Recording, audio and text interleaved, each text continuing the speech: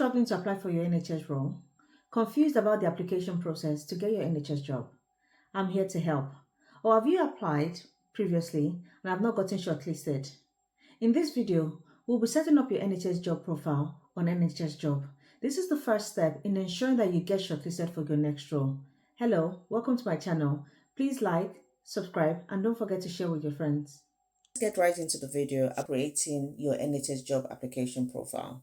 So what you need to do first is to go onto Google and click on NHS jobs. It comes and brings you to this page. It says apply on NHS jobs, search for jobs, your application, and sign into your account.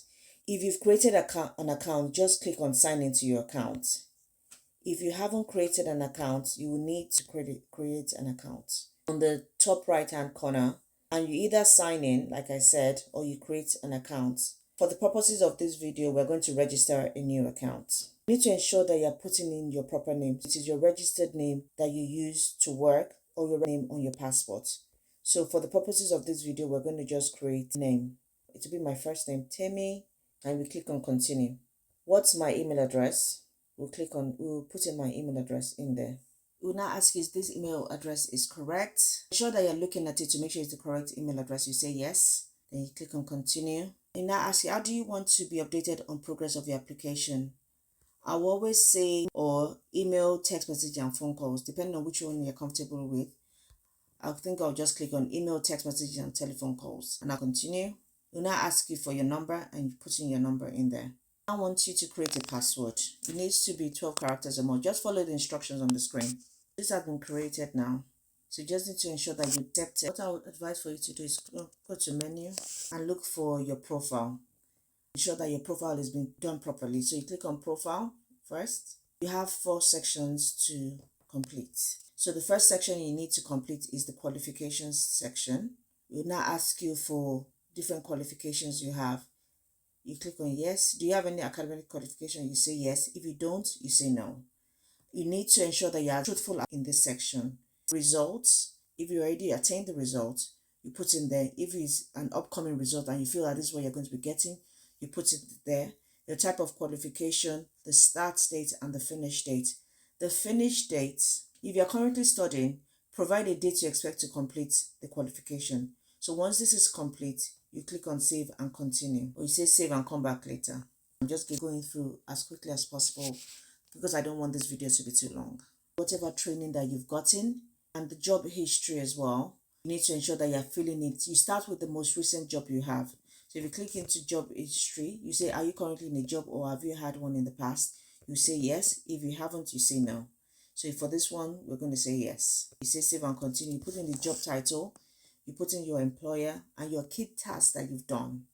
So I always advise people I speak to always put in at least 6 to 7 bullet points in this area to show a varied amount of tasks that you do perform. You click in your start date. You click in when you're finished. If you are still currently working with this employer that you're putting in here, just leave this place blank and just save and continue. When you save and continue on this page, if you have more jobs, we then ask you if you have more jobs to add. You just keep following the process and keep adding your jobs as much as possible. I would say always go at 7 to 8 years maximum because you don't tend to have a lot of jobs accumulated. When they do reference checks, they don't do it more than 6 to 8 years depending on what kind of roles that you apply for. Mostly 5, to be honest. So just put at least 8 years to give yourself a bit of a buffer. Just make sure you're saving and continuing whatever you are putting in those sections. Next one is your equality and diversity. This one, it talks about protected characteristics and your gender and all that. Want to be addressed? Are you a male or a female? You don't have to tell them what you are. I'm a female. I'll save and continue. Is this the gender assigned at birth? If it is, you say yes. If it isn't, you say no. And you can prefer not to say, it is my gender. I'll say yes and I'll continue. I'll ask you for your marital status. All these questions you don't have to answer because you do have an option of not saying what you are. But I don't have anything to hide. I feel comfortable for people to know who you are. I think that's how I see it anyways. I click on being married. If you're in a civil partnership or legally separated, you've added there. This has no bearing on your application, so you're aware. This part is just for monitoring purpose in terms of people that are applying for jobs within the NHS. It's just a data collection service, really. Are you currently pregnant or maternity leave or have given birth in the last 26 weeks? You can either say yes or no, depending on what you want to do. There is no discrimination. The managers does not see these parts of your profile until you get the job. So you don't have anything to worry about. This is just for data collection purposes. If it's yes to any of this one, yes. If it's no, you say no. I'll say no. Which of the following best describes you and you think about yourself? Whatever job orientation you want to identify with, you put it there. I'm heterosexual and I'm straight. I put it there.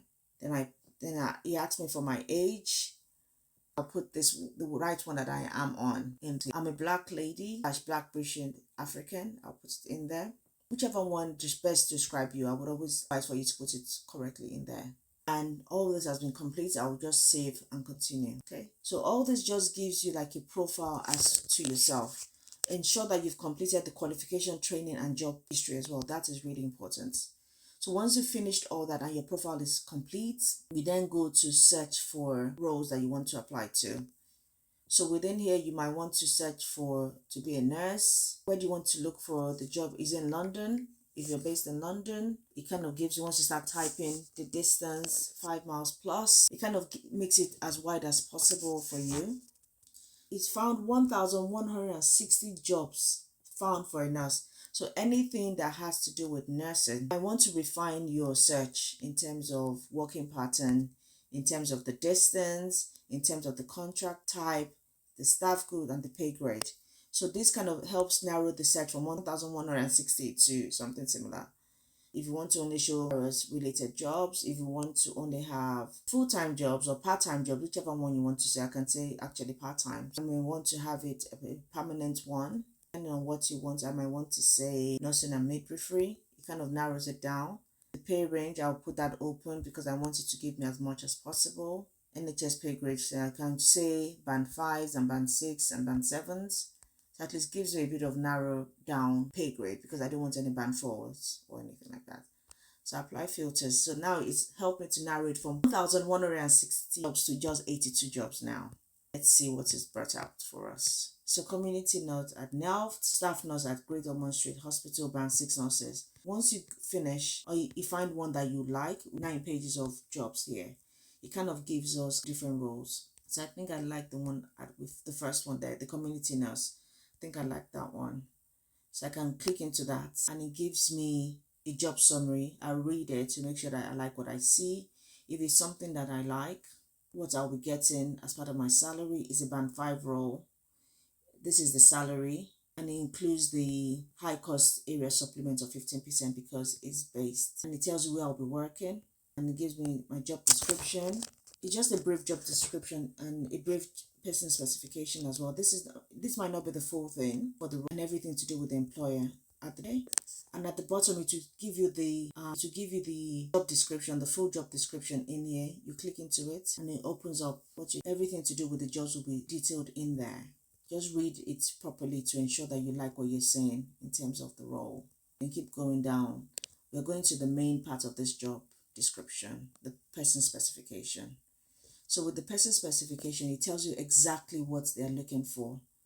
It looks like this organization do a lot of valuing. It looks like this organization has added its values as part of the person specification. So you need to ensure that you answer this when you're writing your supporting statements. Answer this part, putting people first, prioritizing and quality, being progressive and innovative, continually improve, being professional and honest, and promoting what is possible, independence, opportunity, and choice. Because they've already said they'll be assessing you on your application form in the interview, and you might be doing an assessment as well. So that's a very important one.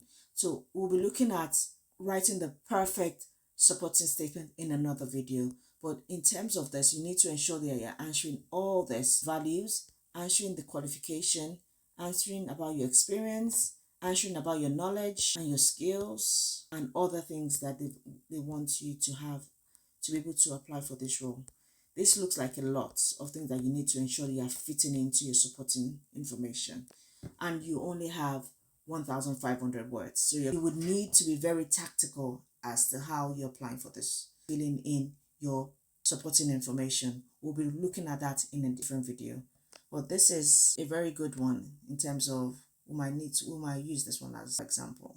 I hope I've been able to explain how to complete the perfect job profile in terms of ensuring that you have the right foot forward in applying for your next role. Please like, share, subscribe to my video so we can engage in showing that you get your first role in the NHS. If you have any questions, just leave me a comment and I'll be happy to answer them in the comment sections. I look forward to seeing you in my next video. Take care. Bye.